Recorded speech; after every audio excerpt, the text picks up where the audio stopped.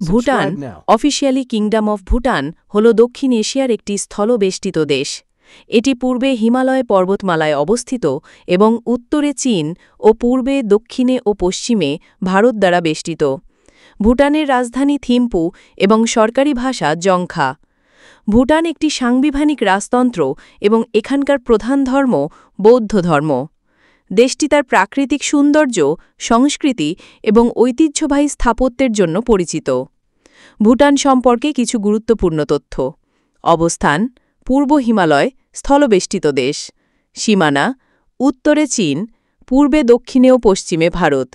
রাজধানী: থিম্পু। ভাষা: জংখা। মুদ্রা: ভুটানি গুলট্রাম। সরকার: সাংবিধানিক রাজতন্ত্র। ধর্ম: বৌদ্ধ ধর্ম। ভূগোল: দেশটি পর্বতময়, যেখানে ৭০% এলাকা জুড়ে পর্বতমালা ও উঁচু ভূমি রয়েছে। একে অনেক সময় এশিয়ার সুইজারল্যান্ডও বলা হয়। ঐতিহ্য: ভুটান তার ঐতিহ্যবাহী সংস্কৃতি ও স্থাপত্যের জন্য বিখ্যাত।